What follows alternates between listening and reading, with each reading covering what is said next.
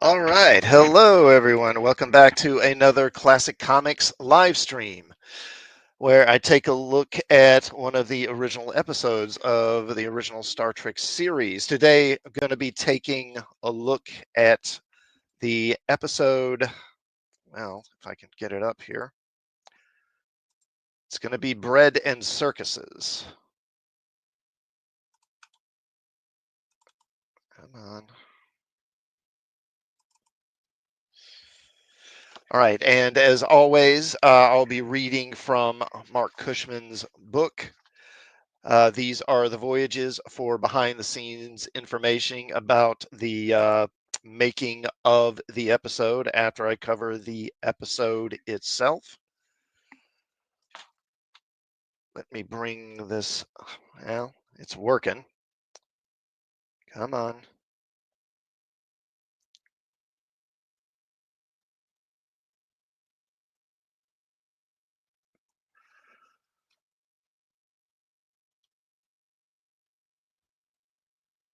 Okay, well, this thing's taking StreamYard's taking its sweet time here.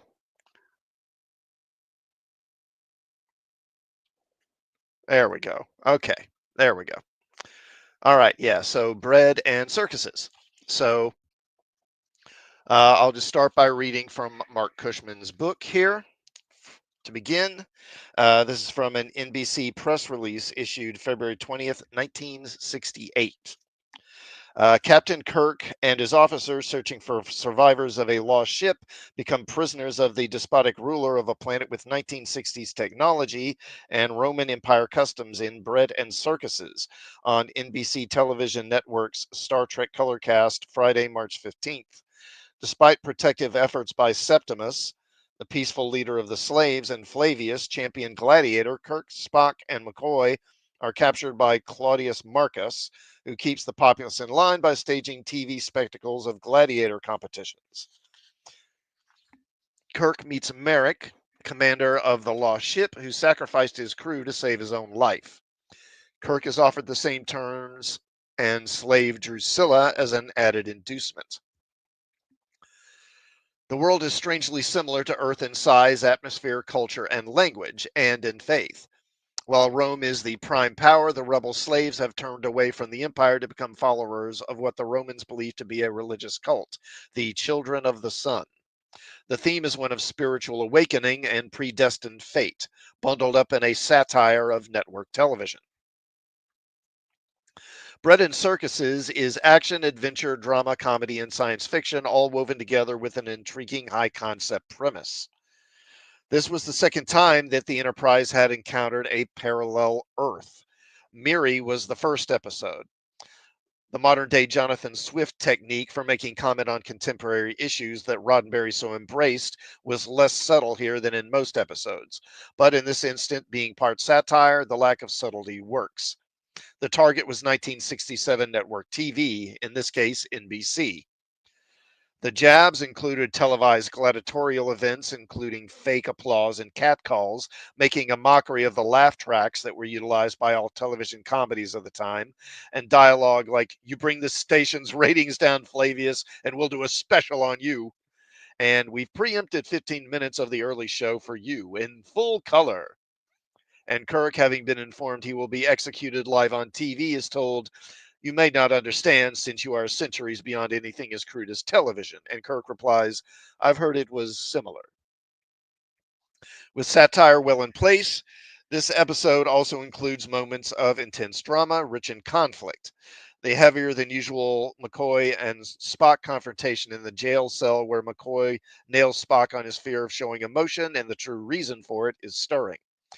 McCoy says, "Now I know why you're afraid to die, Spock. You're more afraid of living. Each day you stay alive is just one more day you might slip up and let your human half peek out. That's it, isn't it? Insecurity. You wouldn't know what to do with a genuine, warm, decent feeling." McCoy considers, Spock considers McCoy's words, then levels his colleague with a challenging look of his own and says, "Oh, really, Doctor?" Ralph Sinesky's direction is inspired. When Spock applies his famous neck pinch to a Roman policeman in the jail cell, the man's head jerks toward the camera, his eyes bulging. The visual is so effective that there was no need for the usual nerve pinch musical cue to accompany it. Elsewhere, when Septimus says to Kirk, "May the blessings of the sun be upon you," Sineski cuts to a shot of the sun in the sky, then has the camera pan down to reveal Kirk and company hiking across the landscape. This was a sleight of hand trick. The director explained, "My concern was that the whole thing about the sun, which they talked about early on, might not be a mystery when we get to the end. I didn't want it to be tipped off too early that we were doing a Christ story from the word go, and that took some doing." The quality of the direction and the action choices is apparent throughout, but this is not to say the episode is perfect. Anytime we see Spock, Kirk, and McCoy beam down together alone to a hostile planet, the unbelievability meter spikes off the chart. And as anyone could guess, they fall prey to the natives and are prevented from returning to the ship, as they were in The Return of the Archons, and Taste of Armageddon, and Aaron of Mercy, and Catspaw, and Friday's Child, and The Apple. All Gene Coon produced episodes. The novelty and excitement of this plot contrivance was starting to wear thin. Also, a few passages in the script dealing with the brotherhood of man and the coming of Christ seem overly sentimental and somewhat preachy, courtesy of Mr. Roddenberry. But Roddenberry's passion for the material and its message more than makes up for a few stilted lines. Bread and Circuses is well worth repeated viewing. All right. So let's just go ahead and get into this one here. All right. So the Enterprise encounters debris from a Federation ship called the USS Beagle, which went missing 6 years earlier. And they calculate that the debris originates from a nearby star system with an unexplored planet that is similar to Earth in its physical characteristics. There it is. They also learned that the ship was commanded by a man named R.M. Merrick, who Kirk knew at the Starfleet Academy before Merrick dropped out. They pick up a television transmission that shows men fighting to the death in gladiatorial matches. And also before that, they also have this shot here of some slaves being rounded up. Men fighting to death in various kind of gladiator fights. Now, one of the men in the gladiator matches is identified as a man named William Harrison, and this man was a member of the USS Beagle, the ship they're looking for. So clearly the crew made it to this planet. So Kirk, Spock, and McCoy beam down to investigate and find the planet nearly identical to Earth in terms of gravity and atmosphere.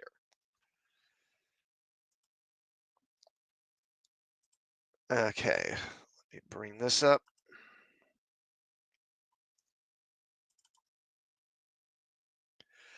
Okay, and so this episode written by Gene Roddenberry and by Gene Coon, and this episode directed by Ralph Sineski. Now, shortly after arriving, they are confronted by a group of men with rifles who demand to know where they're from. Kirk simply says that they're from another province. The leader of the group, named Flavius, is convinced that they're Romans and takes them prisoner and leads them to a man named Septimus.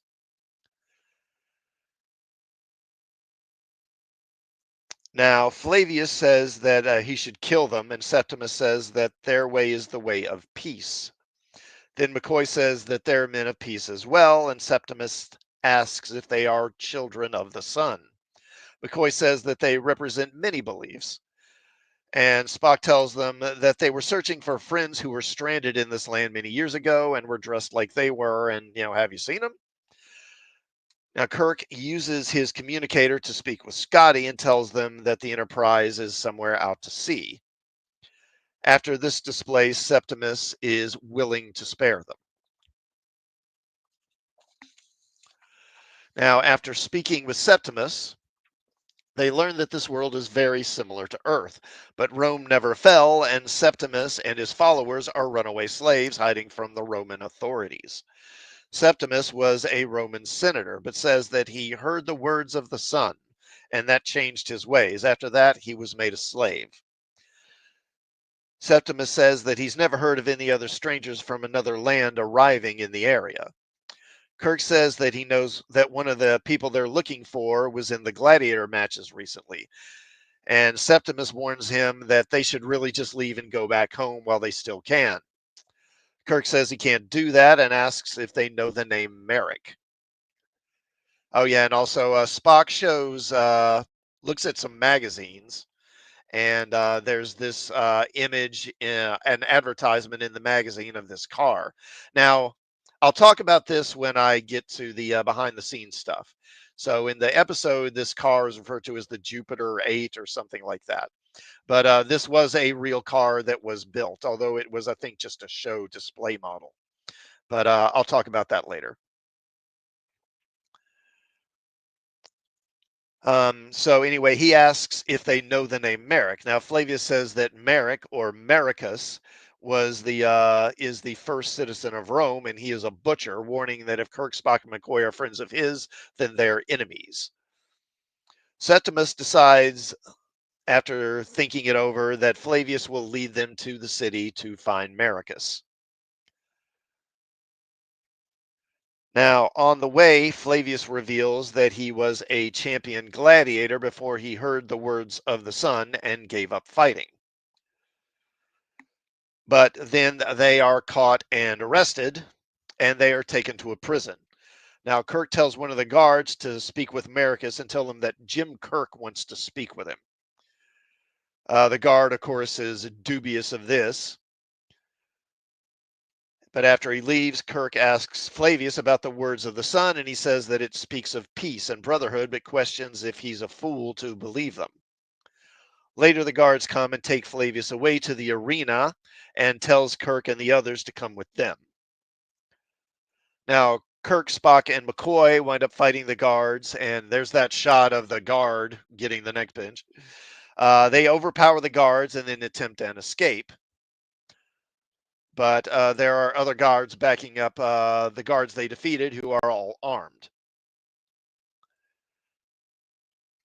And then they meet Mericus, or Captain Merrick, and the Roman proconsul, whose name is Claudius. Now, Kirk demands to know that how Merrick came to be here. Now, Merrick says that his ship was hit by a meteor and damaged, and they came to the planet to find ore to make repairs. But when he beamed down, he encountered Claudius, who captured him and wouldn't let him leave. And in order to avoid because they don't want the Romans, basically, they don't want outsiders coming in and causing any changes in their society, basically, any cultural contamination. Now, Kirk demands to know what happened to Merrick's crew, and Merrick reveals that those who are willing to accept the ways of the Romans are alive, but the rest were sent into the arena, so they're all dead. Now, Claudius orders Kirk to start sending his men down from the Enterprise because he knows all about the Federation and the Enterprise and starships and everything. He orders Kirk to start sending his men down, but Kirk contacts Scotty and only tells Scotty that it's condition green, nothing more to add, and then signs off. And Claudius isn't happy about that, so he sends them to the arena. Now, later, Spock and McCoy are put. And also Scotty. So Scotty, after he speaks with Kirk, he talks with Chekhov and says that Kirk said condition green, so that basically means they're okay, but also not to do anything to interfere. So basically, he can't send anyone down to help. But he says, if we can't actually go down there and do anything, maybe there's some other way we can help. And he starts trying to work on a way. Now, later, Spock and McCoy are put into the arena.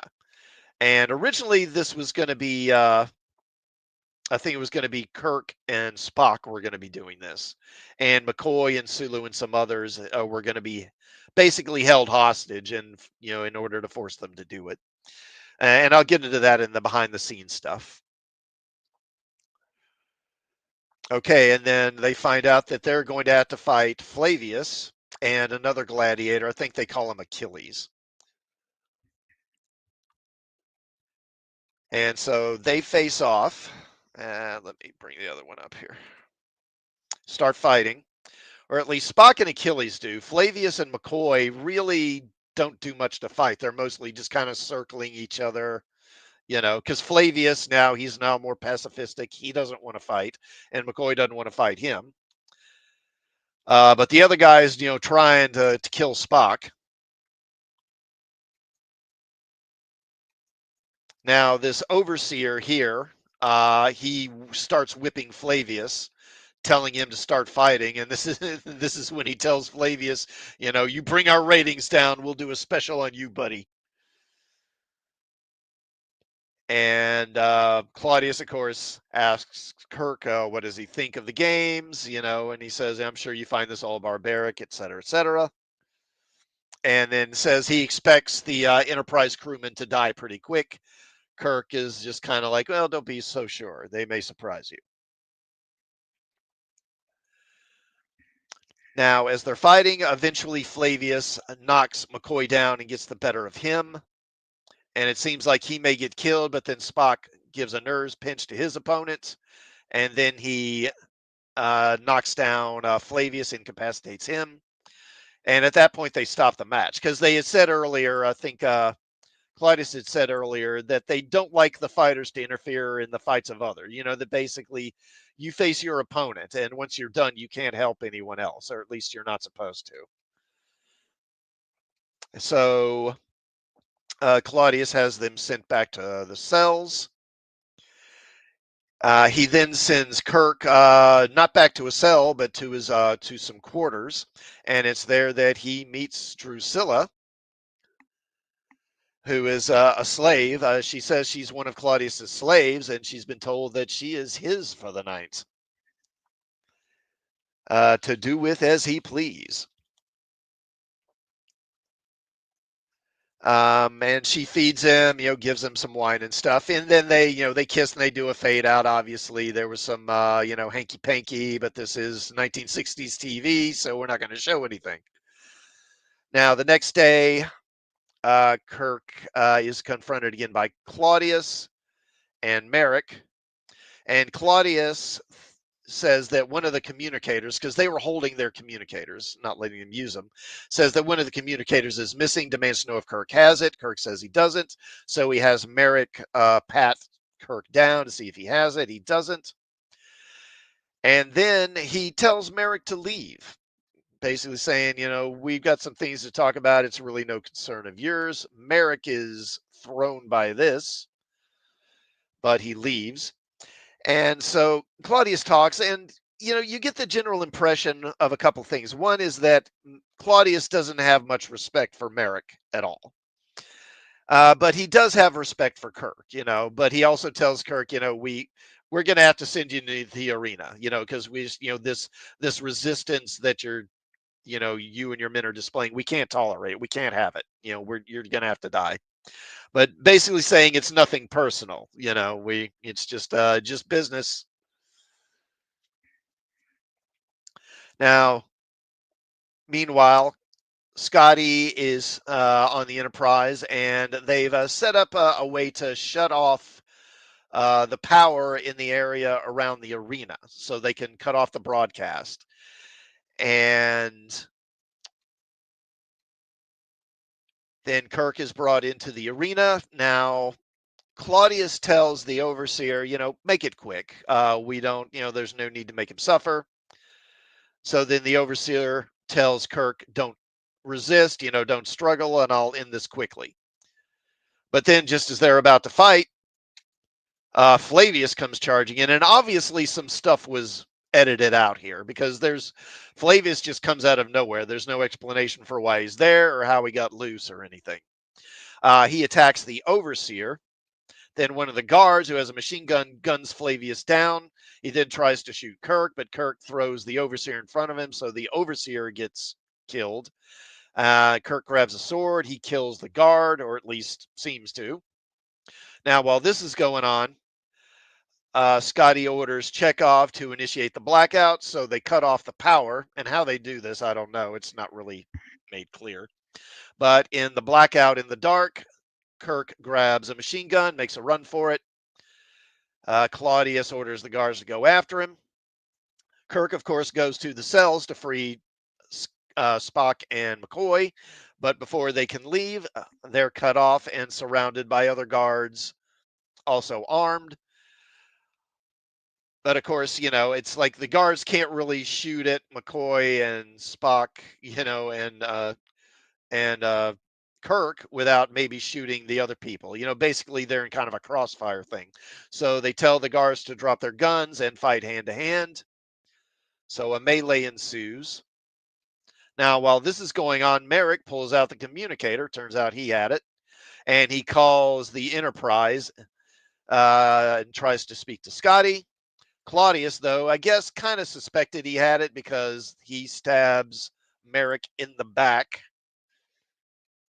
Before he dies, Merrick throws the communicator to Kirk, and then the Enterprise activates the transporter, beams them up, and they beam out as the guards are trying to gun them down, and they return to the Enterprise. Now, afterward, in the denouement, Kirk commendates or congratulates Scotty on his performance, and he recommends him for an award of some kind. I don't remember what exactly. Then he talks with McCoy and Spock, and McCoy laments that Flavius was killed. And then Spock talks about how it doesn't really make any sense that a religion based on sun worship would exist in a society like that. Sun worship is generally restricted to pretty primitive societies. And then Uhura speaks up and says, no, you've got it all wrong. It's not the sun in the sky. It's the Son of God.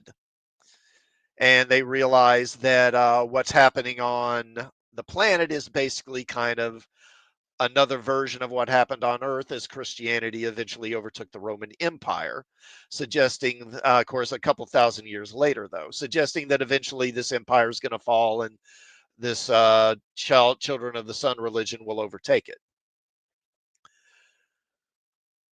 And yeah, it ends there. So this is a pretty, it's not a great episode, but it's fairly solid. I'll give it a B plus. Nothing really wrong with it, but nothing particularly great either. Just a standard solid episode, I would describe it as. All right. Okay, so writer John Newble was the first to work on the script for this episode. He was 47 at the time. He was a native of American Samoa, which you wouldn't think from the name Newble. Dorothy Fontana said, quote, John was a Samoan prince. No kidding. And he was an Olympic level swimmer. Newble's family relocated to Hawaii, where he was raised. I guess I should. Let me bring this out.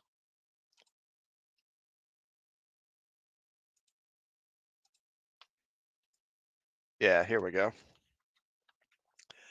Newble's family relocated to Hawaii, where he was raised and schooled before achieving higher education at Yale. He returned to Hawaii in the mid 1940s and became well known there as a local playwright with stage productions that focused on the Samoan and Hawaiian cultures. In the early 1950s, Newble relocated to Los Angeles to pursue a career as a television writer. One of the first series to give him regular employment was Medic, starring Richard Boone. Gene Coon and John Meredith Lucas also worked on that show as writers, with Lucas doing double duty as a director. In 1958, Newble made it onto the big screen, or at least the drive-in screen, as both writer and producer of a low-budget horror film called The Screaming Skull. And I think Mystery Science Theater did that movie. I'm pretty sure. He wrote more chilling kiddie fare with 1965's Two on a Guillotine, but TV was primarily where the former prince turned playwright turned TV writer toiled. Prior to Star Trek, Newble wrote 5 episodes of Thriller, 2 episodes of The Invaders, and 7 episodes of The Wild Wild West. And this was a big surprise to me when I was reading about this. So apparently Newble is the writer who created the character of Dr. Lovelace on Wild Wild West. That was his creation, the evil dwarf criminal mastermind. Newble was also a well-liked and frequent contributor to Adventures in Paradise, Wagon Train, and The Fugitive. Gene Roddenberry and series producer Gene Kuhn came up with the concept for Bread and Circuses.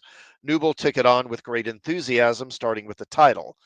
The term bread and circuses refers to ancient Rome. It refers to the emperor distributing loaves of bread at the Colosseum and providing gladiatorial entertainment to pacify the unemployed masses. So Newble turned in his treatment on March 5th, 1967. After he did, Roddenberry wrote to him, quote, "Dear John, the format which has worked most successfully for Star Trek requires we find more jeopardy than is presently in Bread and Circuses. We found that translating science fiction to a visual medium requires an immediate line of jeopardy which is very apparent to the audience. For example, on page 3, Kirk gets captured and will hang in 12 hours unless something happens, and the Enterprise has been fooled into thinking he is enjoying a quiet vacation. Not that I am recommending that specifically for your script, but in the case of your story, our Jeopardy line is hurt badly by the fact that Spock and the Enterprise, who are capable of wiping out the entire planet, are aware that he's been held captive and theoretically could beam down at any moment to save them." Structural problems aside, Roddenberry was intrigued by the concept of a modern day society which participated in slave trading. But Roddenberry wasn't buying Newble's depictions of the slaves, which the former didn't feel had evolved to any degree from the slaves of ancient Rome.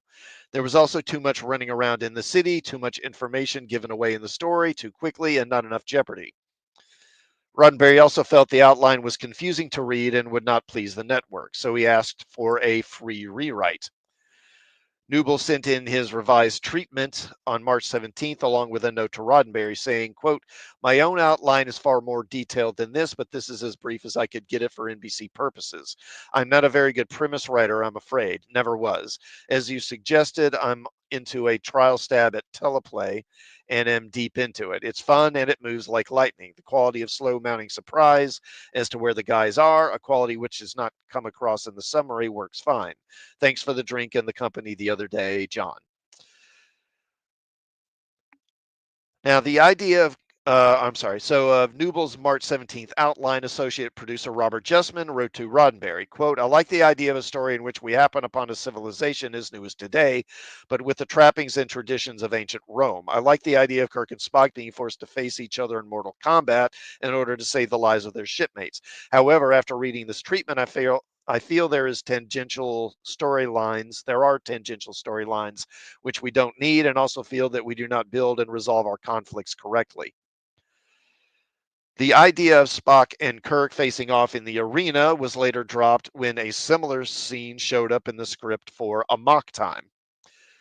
And there were other ideas in Newble's story that Justman was not pleased about.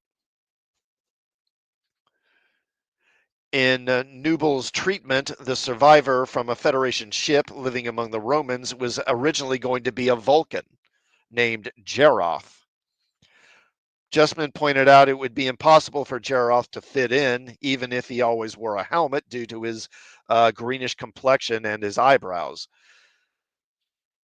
His memo regarding the matter said, quote, "I personally would rather save the idea of having Spock nose to nose with another Vulcan for another show. We have had this idea in mind for some time, and I feel that we ought to make the most ingenious use of this idea when it suits our purpose. I don't think our purposes are best served by using this idea in this story. The big gimmick in this show is that Kirk and Spock have to fight. Let's at least consider saving combat between Spock and another Vulcan for another show in which that will be the central theme." Uh, what Stan Robertson, one of the things Stan Robertson at NBC didn't like about the story was how it began, like so many others, on the Enterprise. He told Roddenberry, quote, "You will begin putting in to works or will change stories already in works so that we have a mixture of programs in which some will begin on the Enterprise and others on planets. As of this date, we have not received any submissions which fall into the latter category." Robertson was also concerned that too many of Star Trek's treks were taking the NBC audience into the past rather than the future. From season one, the plot device of visiting Earth's past or a planet that resembles Earth in some earlier period was already presented in Miri, as well as Tomorrow is Yesterday and The City on the Edge of Forever. It would also be attempted in unproduced scripts, such as Portrait in Black and White, Tomorrow the Universe, and an early version of The Omega Glory. And still to come later in the season, there would be other similar stories in A Private Little War, A Piece of the Action, Patterns of Force, and The Omega Glory, and Earth Itself in 1968 in the episode Assignment Earth. Newble was given the green light to go to screenplay. When that script arrived on April 14th, it had a new title, The Last Martyr. For this draft, the character of proconsul Marcellus, later renamed to Claudius, is far more vicious and emotionally unstable than the character in the filmed episode, and he pretends not to be the top of the government, creating a not too believable illusion that the true leader of the government is Merrick, the Federation ship captain who lives amongst the Romans. Further, Marcellus has led his people to believe that Merrick is a god. Script consultant Dorothy Fontana wrote Kuhn later that day, quote, "I feel John can punch this up a great deal. It drifts now, and I miss character conflict. Kirk does not do a great deal. I believe Marcellus may be the key here, since it is indicated he is a little off center, holding some of the madness of the Caesars. And why not play with that more? Kirk can run head on into this man. When Kirk tries to cross him to get to Merrick, Marcellus goes into a rage, or maybe a quiet rage with a later neatly planned attempt on Kirk's life. Whatever is decided, I strongly suggest the character conflict come down to Marcellus and Kirk slamming heads. Also, please consider changing the title back to Bread and Circuses. I like it much better than The Last Martyr." Newble's second draft arrived in late April. It was sent to the Mimeo department for formatting, and the title was still The Last Martyr. In addition, most of the changes that were requested weren't done.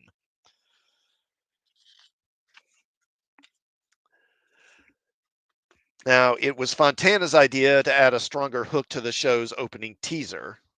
Or actually, I have to go back here. Suggesting that Uhura tune into a live television broadcast from the planet showing the barbaric arena games. Kuhn, Roddenberry, and Justman had more ideas requiring further changes. John Newble was asked to provide a revised second draft, again free of charge or without being paid.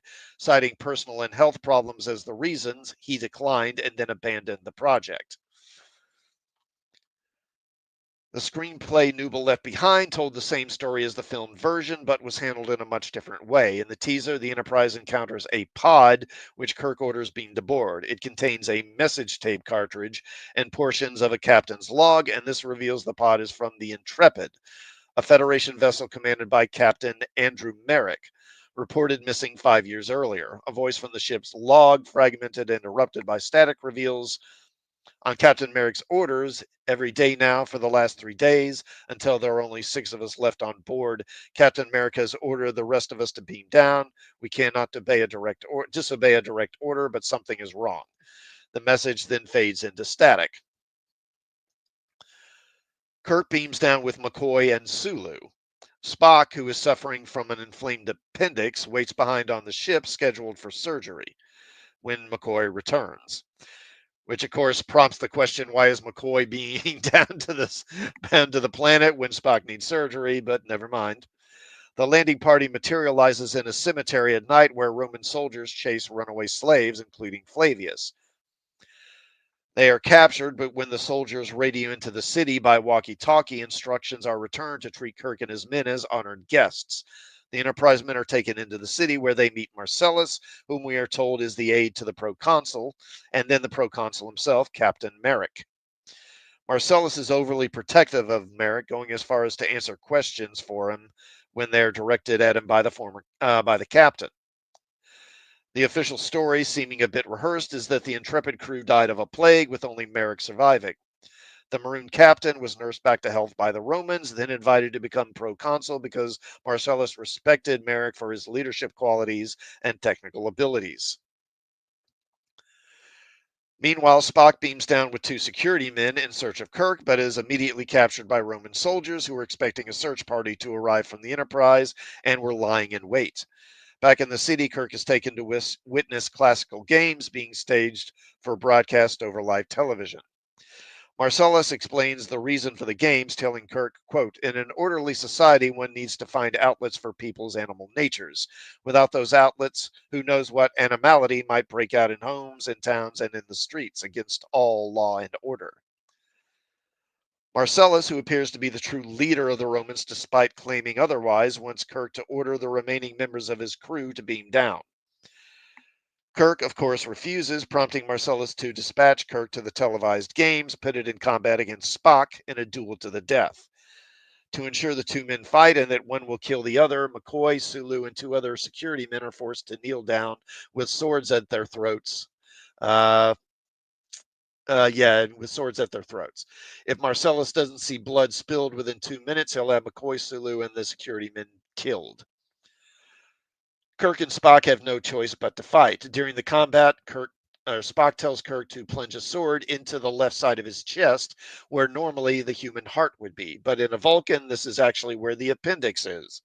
So Spock promises he can survive for a few hours after being inflicted with a wound like that. Kirk reluctantly stabs his friend in the chest, and Spock, appearing close to death, is carried away. But Marcellus refuses to allow McCoy to tend to Spock until Kirk relents and orders the remainder of the crew down. Merrick, who we now know is merely a pawn, pleads with Kirk not to give in to Marcellus. He confesses that he only ordered his own men down after being tortured. The greatest torture, however, was being forced to watch as his men were all killed in the arena. Merrick now longs for death, and Marcellus sadistically obliges, killing him. Kirk moves quickly and gets the upper hand on Marcellus, retrieving a phaser and pointing it at the ruler's head. Marcellus reveals himself to be a coward and begs for his life. This helps Kirk to incite the slaves to riot and seize power.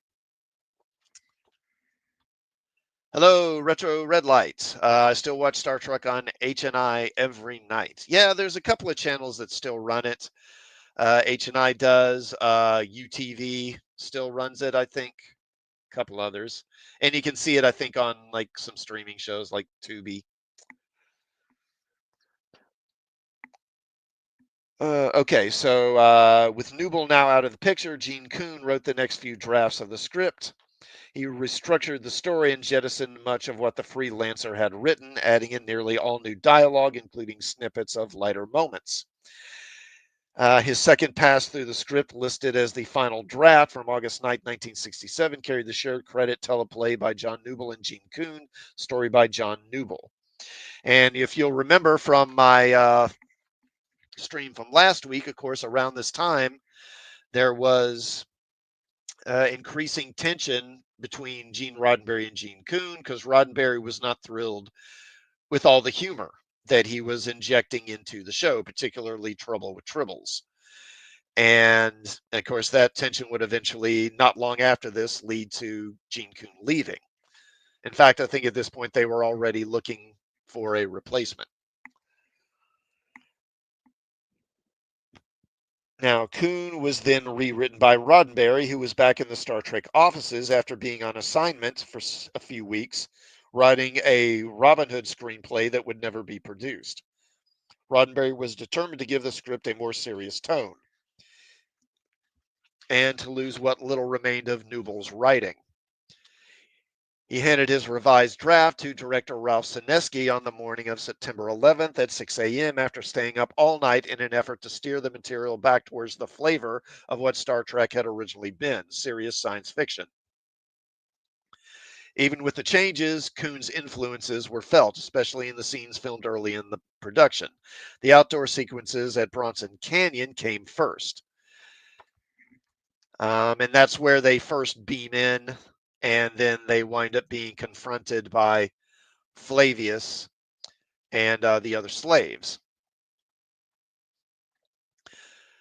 And again, this place was called Bronson Canyon. So much of the Spock McCoy feud and the humor that normally accompanied it was also present. Roddenberry sent fresh pages to the set later that day to be shot the following morning. On Wednesday, September 13th, the company finished filming and moved to a Paramount test stage where the jail cell set had been built. Some McCoy Spock sparring was present there as well, but less so than in the version written by Kuhn. More rewrite pages followed, always one day ahead of the production. Gene Kuhn's imprint faded with each new set of revisions. Now, in a September 15th memo from NBC, Roddenberry was told to remove the line from the script where the game announcer says, "in living color." That line, more than any other, was too close for comfort for the network, whose announcer introduced the primetime shows by saying, quote, "the following program is brought to you in living color on NBC." The line was reworked to merely in color. As for some of the other changes the network requested, Roddenberry wrote to Ralph Sineski on the set saying, quote, "they ask that, and I laughed at this, that the master of the games communicate skewer them to prevent the line from sounding like screw them."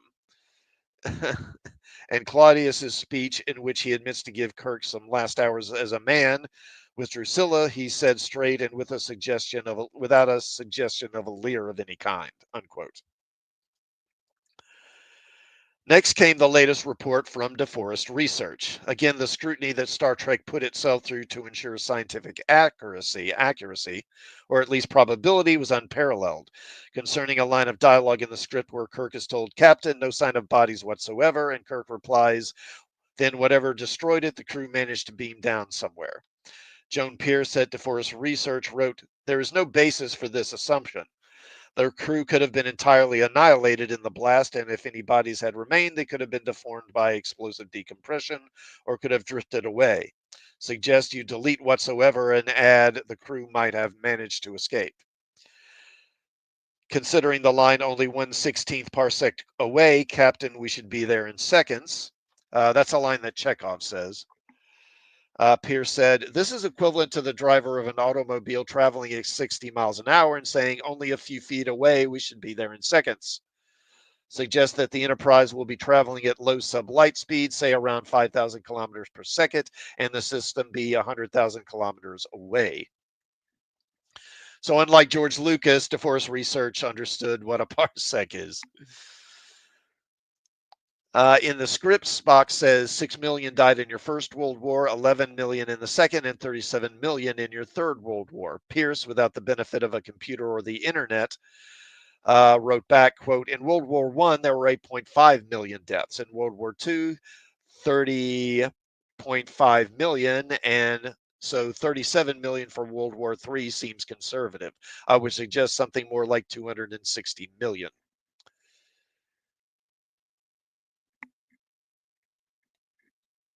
Okay. Pete Sloman at DeForest Research later said, "You have to take some of Star Trek more as a parable than as works of drama. Roddenberry had ideas he wanted to get across, and science fiction is very good for getting interesting ideas across because it makes you think about familiar things in strange new ways and vice versa. There was something he was very much, or that was something he was very much interested in, so a lot of the times they would sacrifice accuracy.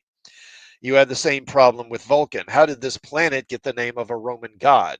Now it was explained that supposedly there was influence on our ancient Earth cultures by the Vulcans because they were the ones who gave us the starship, the warp drive, and all of that.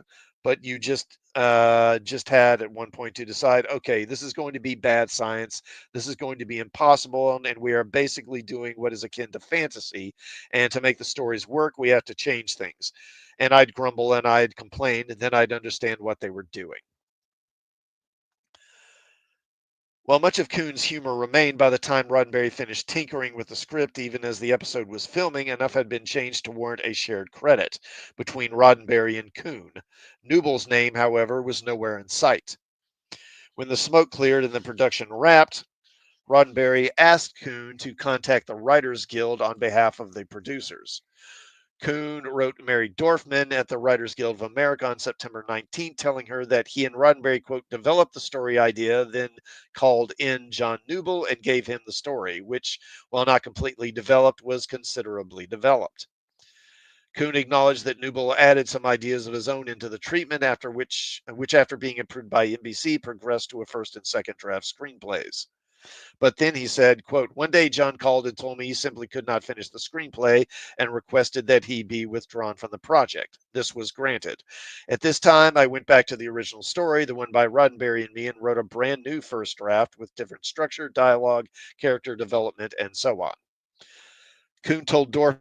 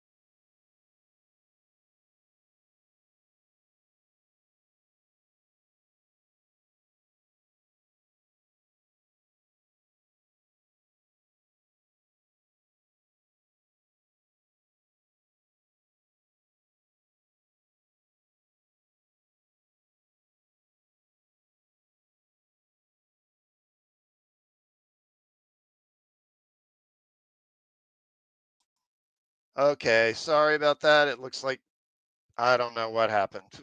StreamYard crashed or something. It froze up on me. Lovely. All right. So where was I? Okay. Okay, yeah, so they were doing arbitration for the writing credit.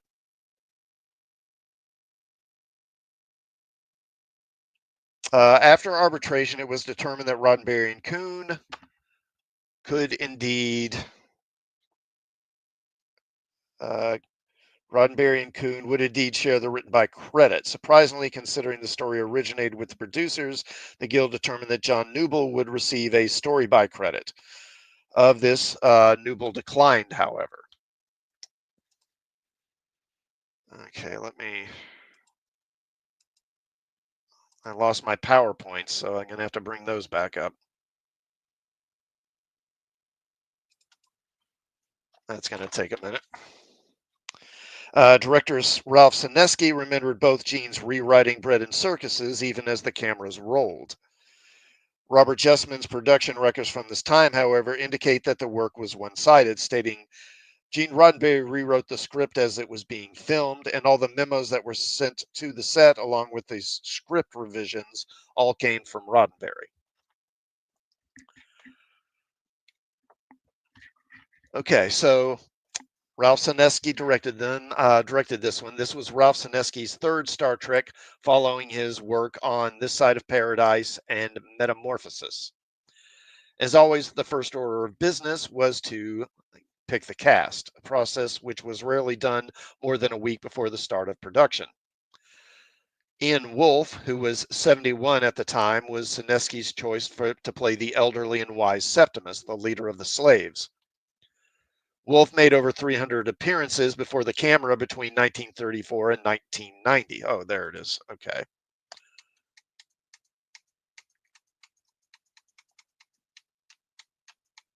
Um, so I can find a good shot. There he is. That's a good one. Sineski said, there are times when I wonder if there were any movies made in the 30s and 40s that didn't have Ian Wolfe in the cast. This was the first of two appearances on Star Trek for Wolfe. He would appear again in the third season episode All Our Yesterdays. Now, William Smithers,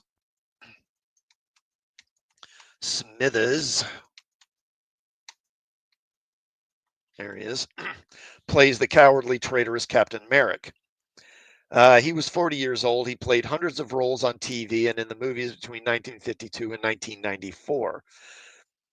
Among his list of credits, he appeared in over 50 episodes of Dallas.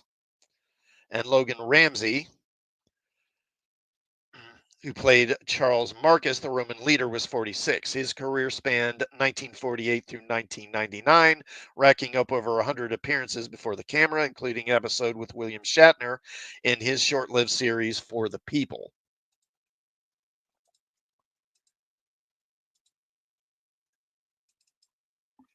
Um, and he was also cast by Star Trek casting director Joe Agosta for 4 episodes of Mission Impossible, where he appeared alongside Leonard Nimoy after Nimoy had moved over to that show.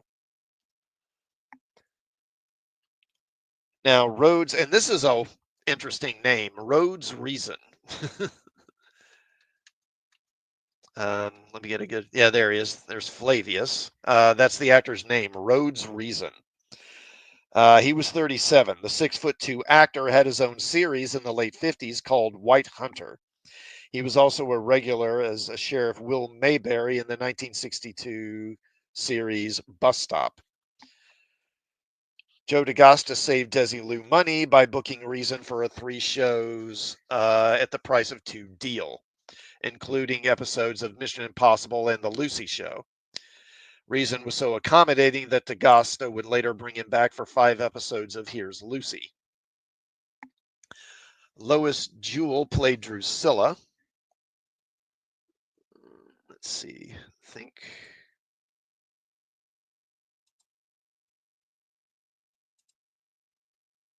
And bring it along here. There she is. She was a familiar face on TV and in print, although she had few credits on network TV. Jewell said, quote, I modeled all over the world, and because I was with the Eileen Ford agency in New York, I worked there a lot. As well, I did a lot of cosmetic print work and a lot of cosmetic commercials. Um, I also made about 80 TV commercials, such as Avis Rent-A-Car and a lot of cigarette commercials, even though I never smoked. Regarding her casting in Bread and Circuses, Jewell said, quote, I was sent out by an agent to see someone at Star Trek. I don't remember who I met with. It wasn't Gene Roddenberry. It was probably Gene Coon, more than likely, or maybe DeGosta. I got the part right away, though. I just went once to see them, and my agent called back later and said, You've got it. Jack Perkins played the Master of Games. Uh, and I think that's the overseer guy. There, that guy.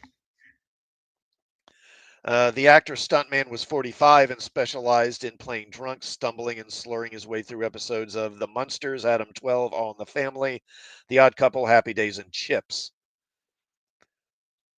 William Bramley, the head Roman policeman, was 39. And that's, let's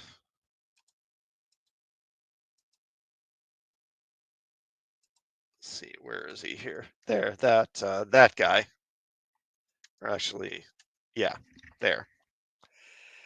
Just as Perkins was hired to play inebriated individuals, Bramley was often cast as a cop. His most famous role was as Officer Krupke in the film version of West Side Story. Bartel LaRue was a well employed voiceover performer from this time, and he made one of two appearances in front of the camera on Star Trek as the ringside announcer. I don't I don't know if I got a picture of him. I don't think I did. No, I didn't. Oh well. He would appear again in the upcoming episode Patterns of Force. Before this, he was actually the Guardian of Forever, or the voice of the Guardian Forever in the City on the Edge of Forever. Some have also claimed that he provided the voice of Trelane's father in The Squire of Gothos, but production records and James Doohan both claim that James Doohan did it. Okay, now Sulu is still absent in this episode because at this point George Takei was still on loan to John Wayne and the Green Berets, and was that film had gone over schedule. A pair of props were made especially for this episode, and they were in the form of magazines from the modern day Rome. Let me find that magazine again. There we go. The futuristic car seen briefly in the news report was designed by Gene Winfield. And Gene Winfield was the guy that built the Galileo shuttle, the full-sized mock-up of it. Quote, I designed and built an all-aluminum show car called the Reactor, Winfield said. This went around the country to auto shows so I could show off the kind of custom work that I could do. It was later used on an episode of Bewitched and in an episode of Star Trek. And also after that, the reactor would get some kind of a makeover done, and then this car would appear on Batman in one episode where Catwoman used it as her car, her vehicle. Speaking of Batman, let me go back here.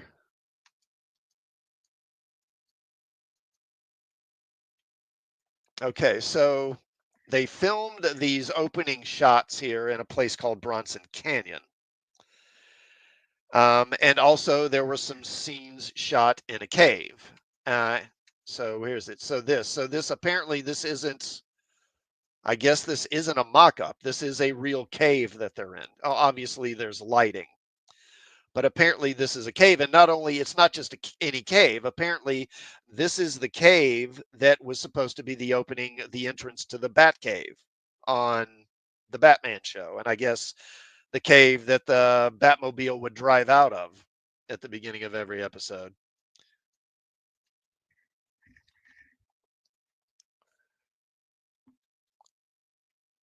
The interior cave dialogue sequences for this episode were filmed here, not on a soundstage. Sineski said, again, Jerry Finneman has to be commended.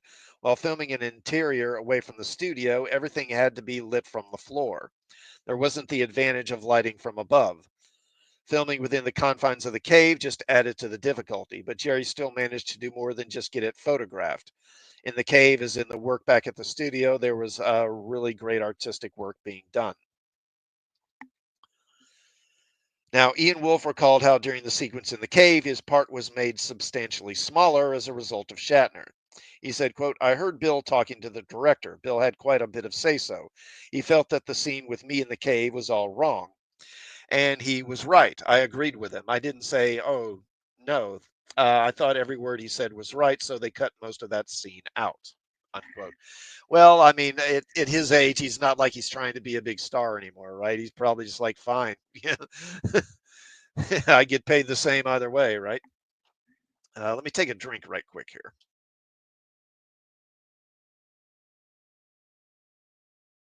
Okay.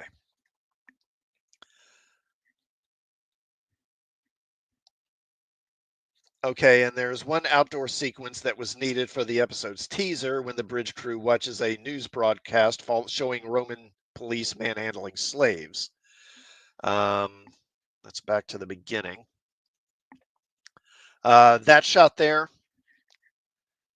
and I got kind of the beginning of the shot because it gave a better look at the guards and the slaves. But as they're dragging this slave, out of his home, I guess, the camera pulls back and you see a car in the foreground, and the car is that reactor car.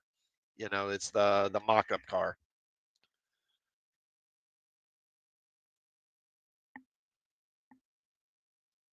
Okay, now for the scenes filmed in the cell block, including interior jail cell and corridor outside the bars, Sineski had to cover 10 pages. Back there.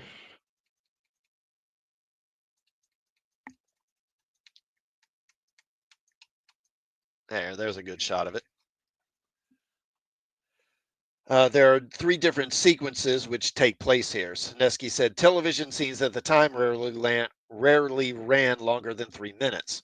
The jail scene was more than twice that, and it was not a scene that allowed for any movement once the five people entered and were seated. Plus, which any movement would have required additional camera setups and time to light them. The scene was a lot of talk. It was on days like this that I was grateful and appreciative of the talented actors who comprise the cast. Maybe there's I think a better shot is maybe looking at it there. That may be better. While filming the scenes on the jail set, as Captain Kirk prepared to shoot the lock off the door of the jail cell, and I guess that would be the shot at the end. Skip ahead a little bit here.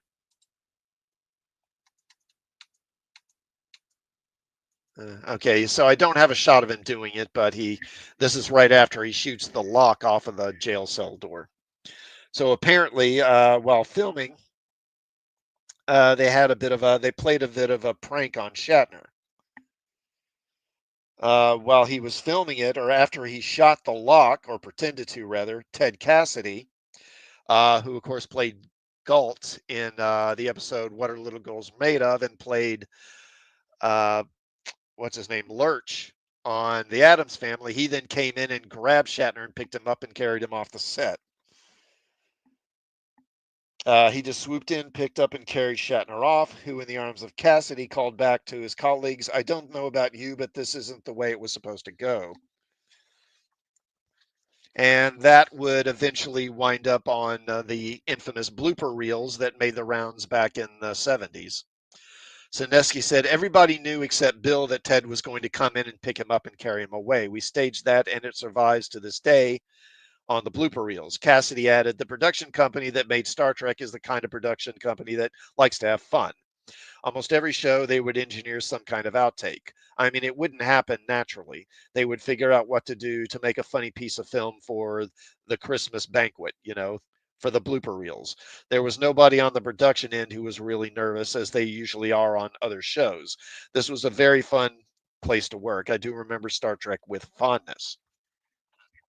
And I think that's one of the things a lot of people don't realize is that stuff, those blooper reels were originally created for the cast and the crew to see. You know, they were never meant to be seen by the public when they were created.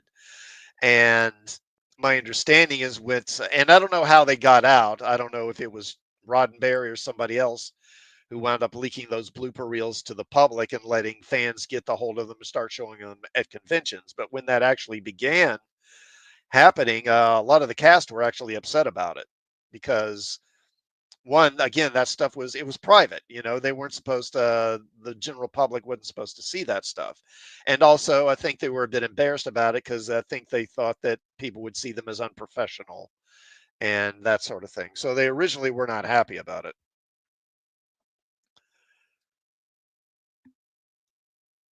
Let's see. Okay, so Sineski was mostly frustrated by the more restrictive second season budget while shooting the arena scenes. And if you'll recall, again, I talked earlier in the stream last week about how it was right around this time that Desilu was bought by Paramount, or more precisely by Gulf Western, the company that owned Paramount. And they made a lot of changes. And one of those things is that they changed the shooting hours and they made them more restrictive. So they basically had to get more done in a day, basically, or fall behind on shooting. He belabored, and this is Sineski, the sequence in the arena is that part of our story most harmed by the time restrictions imposed by the new management.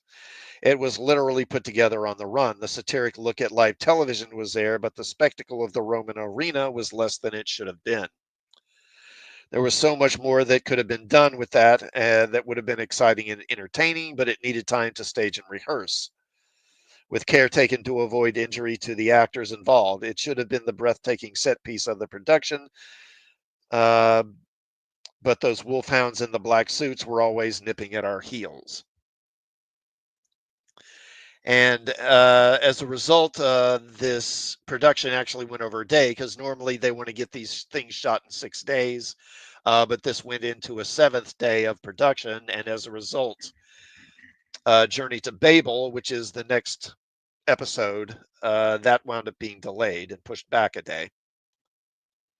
Lois Jewell, working only in front of the camera, said, quote, I remember the costume and I remember the fitting for that costume. And let's get a good shot of her in it. There you go. And that's one of those Bill Thies pieces. And, you know, and she mentions in here how, you know, they couldn't show the belly button. So they had to cut it to not show the belly button. But then they're showing all this other stuff. I guess it was very risque in those days. There was no back to it at all, and you could not see the belly button. That wasn't allowed on television at the time. They used double edged tape to keep me tucked in. I had to go in for costume fittings and all that stuff, and then they took me onto the set and we did a walkthrough. And then they filmed the 3 scenes I was in. In those days, they didn't give them a lot of time to make these hour-long shows. As for her love scene with Kirk, Jules said Shatner was polite and he was professional. He was a wonderful person to work with. He made it very easy for me. It had been a stressful 7 days. Despite the anxiety over running late, the direction, lighting, and performances remained excellent. Lois Jewell remembered watching Bread and Circuses when it had its NBC airing, which was on March 15th, 1968. She said, quote, my husband and I watched it on a friend's TV, which was a lot bigger than ours and in color. And everybody was impressed. I was especially pleased. I enjoyed that story. It really had a lot going on in it with worshiping the sun, and then it turns out to be the Son of God. Other shows at that time really weren't telling stories like that or making any kind of statement. So it was really an outstanding show. And this episode, it turns out, this was the highest rated episode of season 2. It actually won its time slot. Um, for the first half hour, it got a 37.2% audience share, whereas normally it would hover around 22, 24, and usually would be a distant second behind Gomer Pyle. And then in the second half hour, it got a 37.5% share. And apparently, this is because CBS, they're normally a really strong lineup on Friday night. For some reason, well, here it is. Oh, okay. So this episode, which spoofed network television, obviously displeased NBC. Bread and Circuses was pushed back from the 43rd filmed episode to the 54th aired and was not given a repeat broadcast. And whether by coincidence or design, Bread and Circuses, which originally aired on March 15th, 1968, aka the Ides of March, the day Julius Caesar was assassinated in 44 BC. So, how about that? It actually aired on the Ides of March. NBC should have been more appreciative. Not only was Star Trek the network's top rated show that night, but Bread and Circuses won its time slot big. In fact, this was the highest rated second season episode. And there was a reason. CBS bumped its massive hit Gomer Pyle at the last minute for a 30-minute news special called The Gold Rush 68, which made much ado about nothing, about the supposed gold crisis of 1968, which was touched off by a short term speculation on the rise in the price of gold. ABC also alienated its regular audience, serving up a 1 hour documentary filmed in the London theatre district called The Actor, explaining what it is to be a thespian.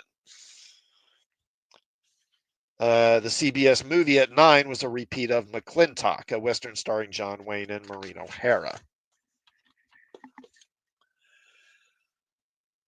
Ralph Sinesky later said, quote, I was unhappy with that episode because of the arena stuff, which was rushed. That was the first show I was given to do under the new regime. The takeover by Paramount of Desilu Studios affected me with the tightening of the budgets and shorter schedules, and I'm sure that must have affected the cast. There were just bad vibes at that time. I worked fast. I was not a slow director, but I was at ease when I worked. And all of a sudden, this was a time when I was tense. I didn't feel as secure in my feelings about what I was doing as a director. Despite this, the part I liked about that episode was how it mocked network TV. That almost made it worthwhile. Okay. And that is going to be it for Bread and Circuses. So before I go any further, please do like this video, or not video, but live stream. Like this live stream if you would, and please do sub the channel. All right, so what's coming up now? Starting this Thursday, I'm going to be with my National Guard unit for 10 days. So there's not going to be a Trek Talk next week. So I should be back with another Trek Talk in 2 weeks, and that will be Journey to Babel.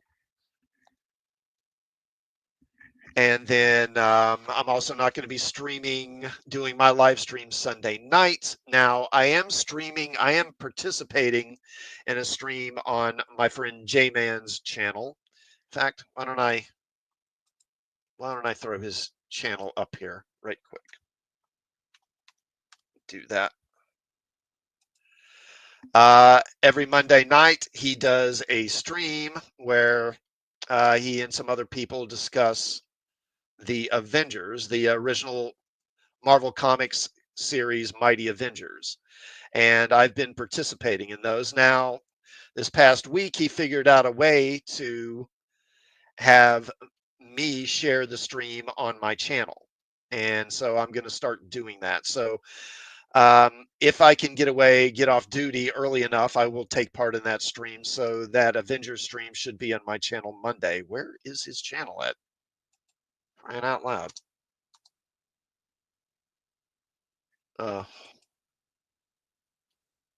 come on.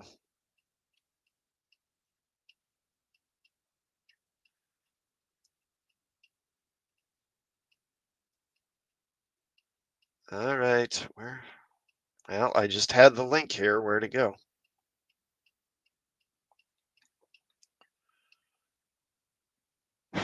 Okay. Let me try this.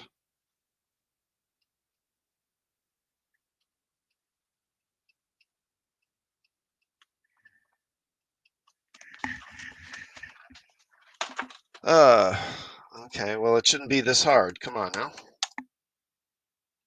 There it is. Okay.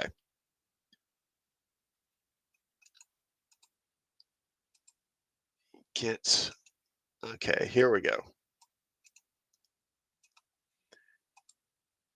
And so I'll put his link in the channel. I hope y'all will check his channel out.